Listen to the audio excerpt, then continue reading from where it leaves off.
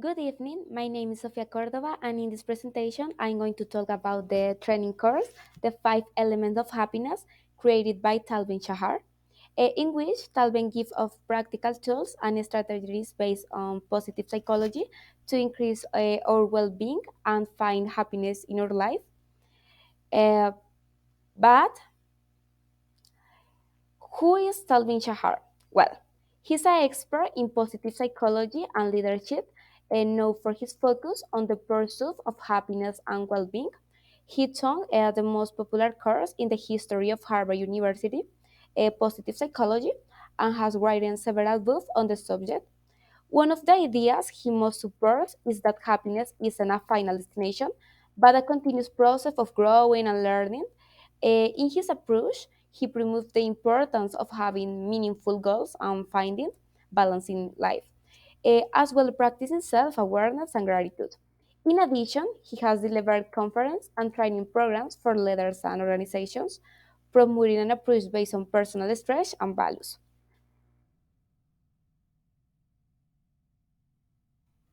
Okay, and to start, we are going to talk about the science of happiness. It's a reality that people tend to constantly seek happiness, seek pleasure, and avoid pain. Many of them believe that success leads to happiness, but they are seriously wrong, as multiple research shows that reaching our goal doesn't lead to lasting satisfaction, but rather a short life high. However, if a person increase their levels of happiness, the likelihood of success increase because happiness leads to higher income, better performance at a school of work, better mental and physical health, and greater creativity and productivity. Furthermore, by increasing happiness levels, we simultaneously increase of concern and desire to help others. And by doing this own or of happiness increase, so the resolution to the problem is to seek happiness is some object other than one's own happiness. Many psychologists, economists, and philosophers agree that there are five elements that are prime candidates for the vicarious pursuit of happiness: spiritual well-being, intellectual well-being, relational well-being, physical well-being, and emotional well-being. These elements prove to useful and pragmatic constructs that they taken together form the acronym INSPIRE and provide 10 indirect paths of the pursuit of happiness.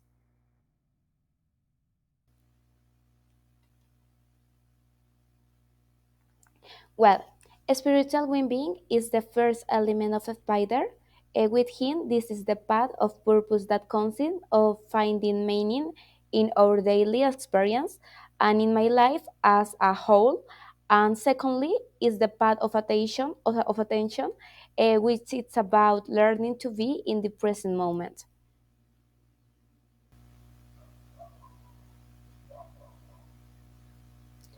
Most people associate spirituality with religion. However, it's possible to walk an spiritual path regardless of religion, as spirituality isn't just a belief, it's about experiencing a sense of purpose in life. It's to find something that it's important to us.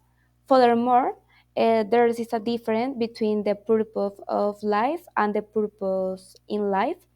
Life purpose, it's about identifying a life big goal, while finding a purpose, it's about finding a meaning in the day-to-day journey rather than the destination. Okay, for continue. Okay, people can be divided into three groups according to their work orientation. The first group sees their work as a job, the second as a career, and the third as a vocation. The reality is that we have some freedom in how we perceive our situation, and discovering and following a purpose that it's personally meaningful. It's critical to experiencing greater happiness and well-being. Purpose is not simply the pursuit of external goals of superficial achievement, but it's found in the deep connection to our values, passions, and unique contributions to the world. Um, it involves aligning with what we consider valuable and significant in our life and acting accordingly. To do this, we must be clear about our values and know the way in which we want to contribute to the world, identify our strengths and natural talents, and use them in the search for a purpose that it's bigger than ourselves.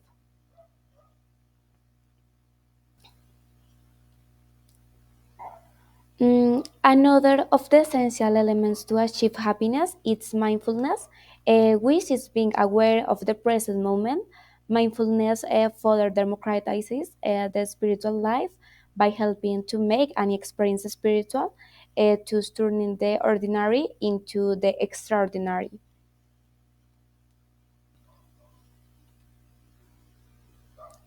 But how can we learn to experience more meaningful moments? The answer is too simple. Practicing one way it's meditation or doing yoga. Since when practicing these activities, we focus on our breathing and other physical sensations of objects. There are two ways to practice meditation, formally or informally.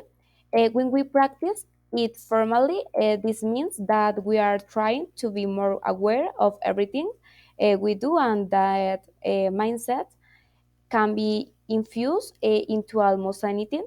But in the other hand, when practicing in a formal way, concentration and patience are cultivated, and we doing in we must have full attention.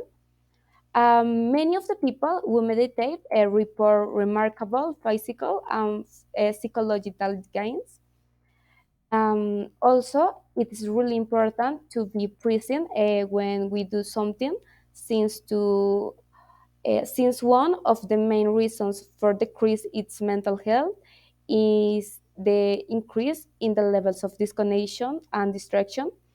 It has also been proven that when the levels of prosperity increase, so the levels of depressions and anxiety.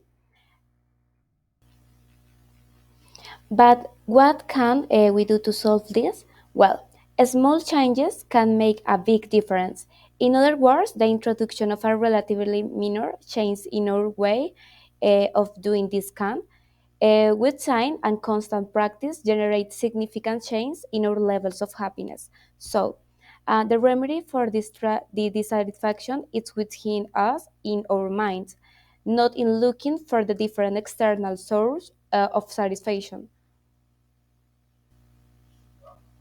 Now, we are going to talk about another problem we are facing today, which is one of the main cause of the significant increase in depression and anxiety among adults and children. This problem is the great decrease in fast physical exercise.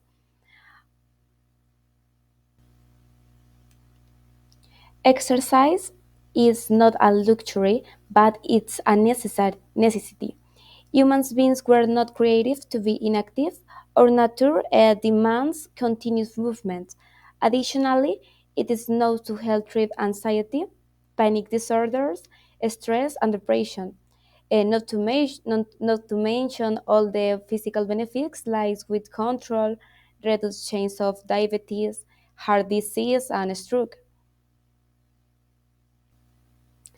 The general rule is that we should move every 20 or 30 minutes at the most, even if we just get up and take 5 steps and with our arms before sitting back down.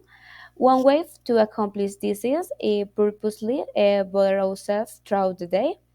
Uh, Doing less combined, this that force us to exercise, like taking the stairs instead of the elevator, of taking the car away from work, to increase the likelihood that we will stick with an exercise regimen.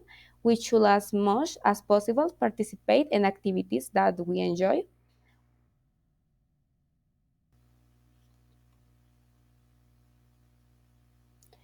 Another very important aspect of our happiness is the time we spend recovering from stress.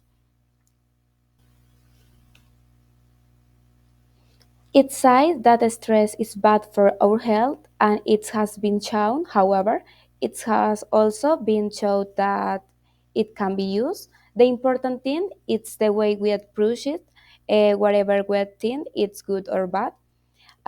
If we stress continuously, it ends up injuring, and if it injures, it harms. That is why recovery is so important. We can recover from stress with different activities at three different levels. The first is the micro. We can take a 15 minutes breaks to listen to music every hour or two, meditate or take a snap, and set aside an hour free to have lunch with a family member, go to the gym, or take a walk with a friend. Um, the second, it's at the medium level. We can rest well for 7 or 8 hours and take a list of one day of a week. And at the macro level, we can take a vacation for several days. It's very important to rest so as not to explode. Recovery is what nature imposed on us throughout history.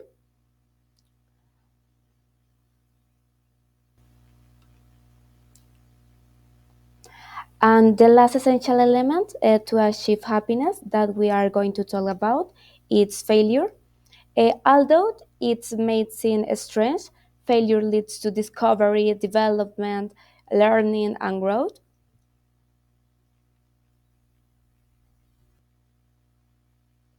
Although it's hard and if often a source of misery and unhappiness, it's necessary to lead a full of satisfying life. And this is why it should be embraced with an open mind.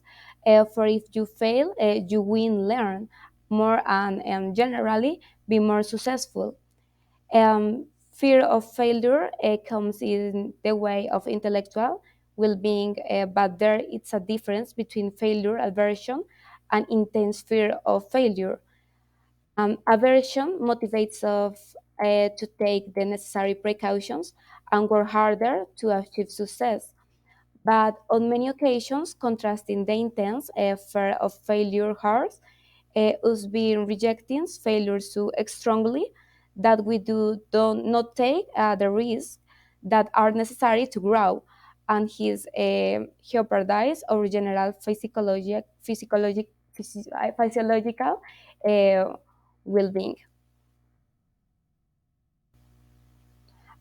This is somehow understood very well by children since they know that there is no other way to learn and grow. However, as we grow older, we become more self aware, and instead of focusing our energy over and over again, we focus on avoiding failure and putting up the facade of perfection.